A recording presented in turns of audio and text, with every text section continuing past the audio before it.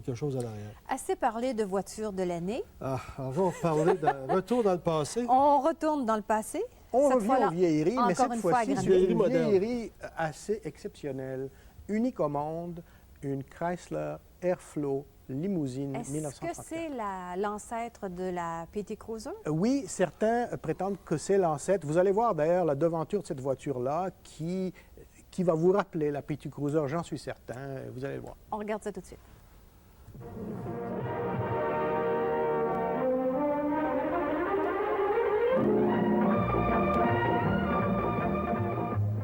De nouveau, la chronique de l'album du souvenir, et cette fois-ci, nous avons trouvé l'ancêtre du PT Cruiser. Et pour nous en parler, M. Gaétan Boutillier. Bonjour Gaétan, vous allez bien? Oui, ça va bien.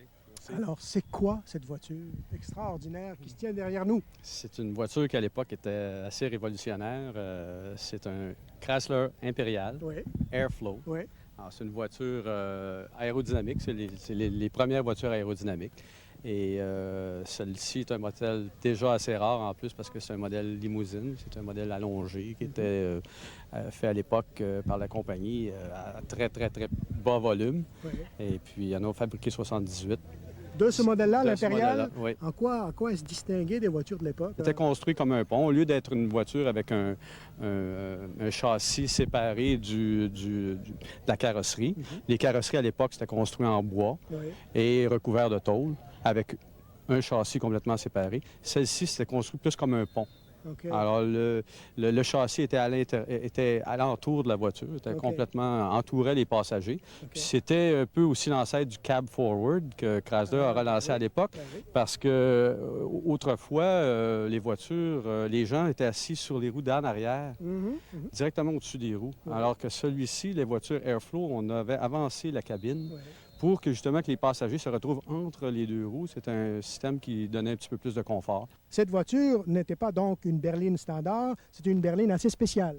Voilà, c'était le genre de voiture qui appartenait à des grosses compagnies ou alors à des millionnaires ou quelqu'un de célèbre ou quelque chose comme ça. C'était une voiture allongée avec possibilité de 8 passagers grâce au strapontin ici, qui était escamotable, qui permettait d'asseoir 3 personnes sur le banc arrière, plus 2 personnes supplémentaires sur le petit strapontin. OK. La plupart des voitures de cette époque-là étaient considérées comme des 7 passagers parce qu'étant donné que l'avant était un petit peu moins large, Ouais. il y avait seulement la place pour 2 passagers sur le siège avant, tandis que l'Airflow étant plus comme une forme de goutte d'eau, Oui, et c'était plus large à l'avant, donc il y avait la possibilité de 3. Ça faisait partie du design du Airflow, ça. Alors, à l'époque, on appelait ça un 8 passagers, contrairement aux autres limousines qui étaient des 7 passagers. Et vous l'avez trouvée où, cette voiture-là?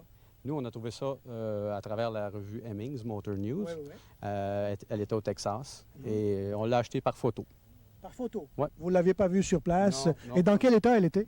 Elle était toute entière, solide, sans rouille, pas bossée, Ouais. mais à refaire au complet. Alors, M. Boutillier, on parlait de motorisation tout à l'heure, et là, on a ouvert le capot qui, finalement, n'est pas très vaste. Le compartiment moteur n'est pas très vaste, étant donné la forme aérodynamique de la voiture, mais on retrouve un moteur assez spécial là-dedans. Vous nous en parlez quelques mots.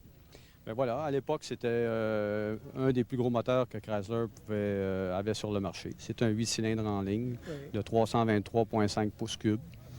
Bon, c'est quelque chose, à l'époque, qui était assez puissant. C'est entre 130 chevaux. Si on compare avec les voitures plus modestes, c'était assez puissant. C'est une voiture qui avait une surmultiplication, 3 vitesses plus un overdrive, des freins assistés, etc. Mais c'est au niveau surtout de tout ce qui entoure ça, au point de vue aérodynamique qui était en avance. C'est-à-dire que, par exemple, c'était la première fois que vous aviez un capot de type alligator. De type alligator. C'est-à-dire qu'il rouvre de cette manière-là. D'accord. Autrefois, aller jusqu'à les années 36, Ils ouvraient sur les capots côtés. sur les côtés. Oui, oui, oui. C'est la première fois que vous avez des phares incorporés à la calandre. Toutes les voitures des années jusqu'à 36, 37, 38, les phares sont complètement séparés Oui, oui, oui. de la carrosserie. Alors, Gaëtan va nous expliquer les particularités du tableau de bord et de l'intérieur de la Chrysler Airflow. Gaëtan, je te laisse la parole. Bon, voilà. La première chose qu'on doit remarquer, c'est que toutes les voitures Airflow ont un tableau de bord entièrement symétrique. C'est-à-dire, vous allez remarquer qu'il y a 2 coffres à gants. Les cadrans ici sont exactement de même grandeur. Toutes les manettes, les cendriers, tout est exactement réversible pour l'exportation. Alors, ils avaient prévu une voiture qui va se vendre en Australie et en Angleterre. Ils n'ont pas eu le succès escompté, donc ils n'ont pas vendu tant que ça, mais il y en a.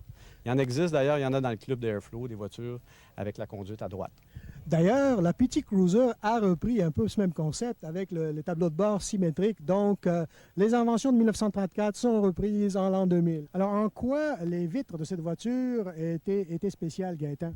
C'est parce qu'il y a plusieurs fonctions, il y a plusieurs manières d'ouvrir les fenêtres. Par exemple, vous pouvez faire descendre la vitre au complet à l'intérieur, incluant la petite vitre de ventilation. Ou alors, si vous ouvrez la petite vitre de ventilation, il y a possibilité de faire descendre avec la même manivelle seulement la moitié de la vitre. Ce n'était pas bourré d'électronique à l'époque, mais c'était bourré d'ingéniosité, on doit dire. C'était vraiment, vraiment une voiture d'ingénieur. Alors, sur ces bonnes paroles, une voiture d'ingénieur, justement, nous allons vous laisser avec cette chronique du Guide de l'auto. À la prochaine! Cette chronique vous est présentée par les tapis d'auto Sauve Pantalon pour mini-fourgonnettes. Ils s'adaptent aux